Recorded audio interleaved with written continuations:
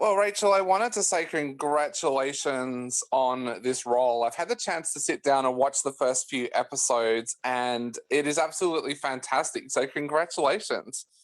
Thank you so much. I'm jealous that you've been able to see a few episodes. I have not yet, but thank you so much. What's that like for an actor or an actress when they've done a body of work like this, but they haven't had a chance to sit down and watch it back? What does that feel like? It feels like a little bit like waiting for a very bizarre Christmas to come. It's like it's exciting and the anticipation is there, but there's, you know, to be honest, I'm actually a little nervous, but mostly just excitement. I'm mostly just excited to get to see it because, we all sort of, it was a great cast and crew. And so really it's also a chance for me to get to see what everybody else did and, cheer them on. Some people don't like watching themselves back. In fact, I've spoken to actors and actresses in the past who, when they go to a premiere, they do the whole red carpet, but then they say they get up and walk out before the film actually starts. Is that something that you've ever been through, or have you always loved that opportunity to watch yourself back when a new show or a new film has come out? No, never. I never like watching myself. Never. I literally only watch because I want to see, out of respect for my co-stars and respect for the writers and respect for the director. But I hate watching myself. All I ever look at when I watch myself is my hair, whether I'm standing up straight, and how much I can't stand my voice. So it's really, it's really silly. And it's after years and years of doing this, that still happens. So I am one of those people that if I don't have to watch it, I won't. But I do just because I want to cheer on everybody else, like I said. Yeah. So tell us a little bit about your experience with Slasher. You're coming into a cast that is an ensemble cast that have been together for a little while. What was that like for you coming in and joining them? And also, how did this come about for you as well? Well, first of all, it was fantastic joining the cast that, as you said, were recurring from other seasons because they could sort of set the tone and also just provide a lot of help and guidance in terms of this was one of the things that drew me to this was that it's a very new genre for me. Like I have not worked in horror at all. And so when it came across, my desk or through my computer, I was really interested in it just because it doesn't happen very often. I don't get handed, horror roles very often. And so I just got really excited, but I also needed a lot of help. I needed a lot of help from the cast that had been there before, just sort of letting me know kind of how to pace yourself with horror. Yeah. I don't know if you've heard that before, but yeah, it requires a bit of pacing yourself. This job was a real marathon in terms of just physically and emotionally and mentally. From an acting point of view, what does make horror so different? I mean, you've been involved with programs like Heartland and shows like that have got great ensembles. What was it that kind of scared you a little bit about doing horror? The thing about horror is that once the actual horror action starts, i.e. people being killed or, people, it's the highest of stakes, right? It's real, it's all life and death. So where that lives emotionally for me as an actor is in a place that, it requires a lot more depth than where the stakes are, oh, this man doesn't love me anymore. Oh, my child is not doing well in school. The stakes are really super high. Like my kid's just been slashed to death by a murderer that we can't find. It's big, you know what I mean?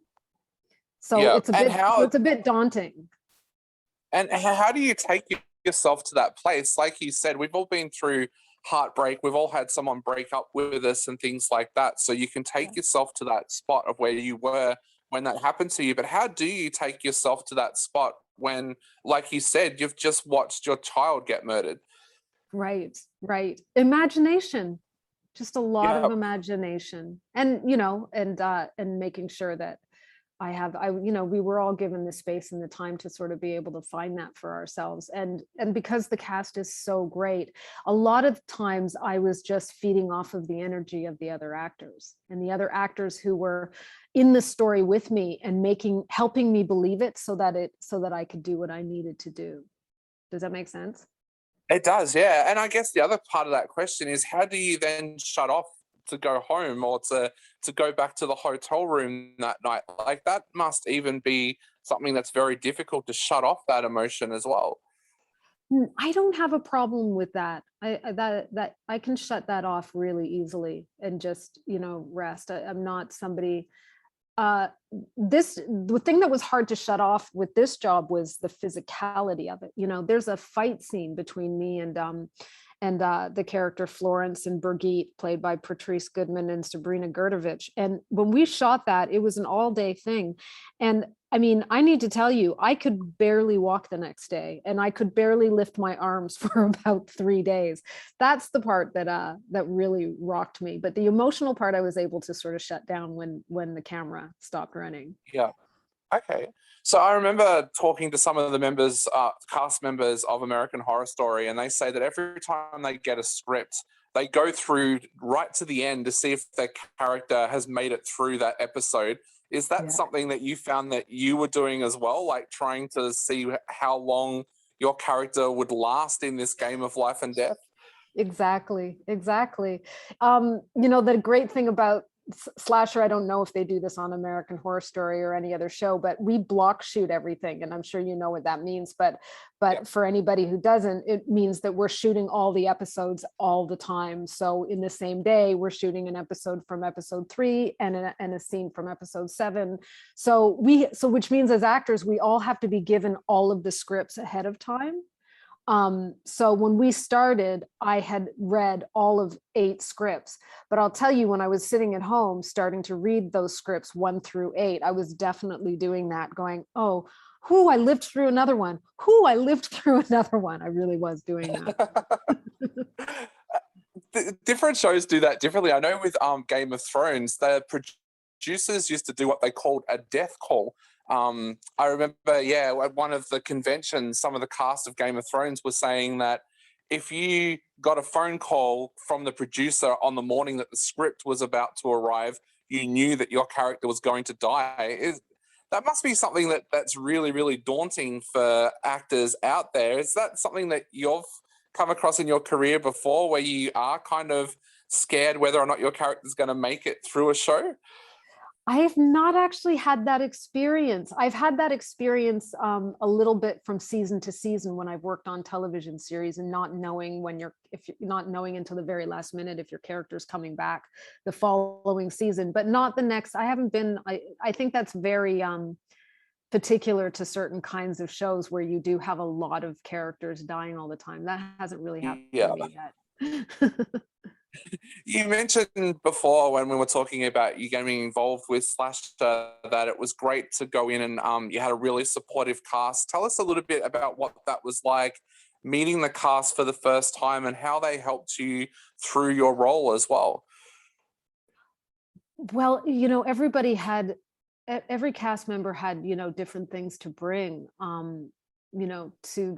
to the project. And I mean, this was one of the nicest casts and one of the most generous casts I've ever worked with. And we all understood that we all had a lot to do. So it was, one of the things that was great is there's a lot of people where we were really looking out for each other and making sure that we were okay. I don't know, I'm trying to think of like an actual example, but there's a scene where we're sort of outside and we're up on these ropes, and we were all sort of just making sure that everybody was okay physically and making sure everybody was okay, emotionally, and just being very supportive. And I found that really helpful, because it was a little bit like going to camp, and I really needed my campfire friends.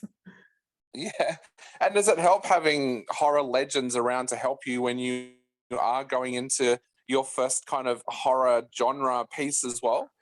Yes. So, well, I mean, as you know, David Cronenberg was part of the cast, and also Adam McDonald is, you know, very familiar with this genre as well.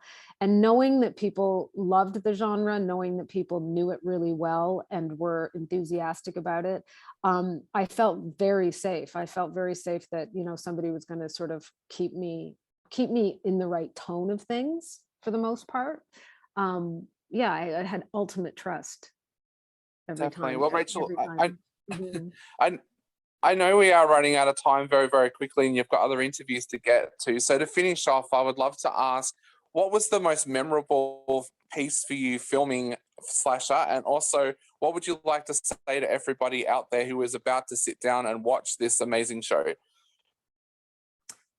Ooh, the most amazing piece that I can tell you. You know, there's not really one amazing piece, but I will tell you that everybody's deaths, I have never seen such creative deaths on a project or in any kind of show. And every time somebody died, and every time we got to be around and do those scenes and watch the prosthetics happen and watch all the special effects happen, was just the most exhilarating and creative and really, really fun experience. And for people who want to watch, or people who are going to watch Slasher, you know, like, it's not for everyone, but I know that horror fans, I hope that we've given you something interesting, something new, and I hope that the ride is good. I feel like this season's a really good ride. Definitely. Well, Rachel, thank you so much for taking the time to chat to us today. It's been an absolute pleasure chatting to you, and can't wait to see your next project as well. Thank you so much, Dave. It was great meeting you.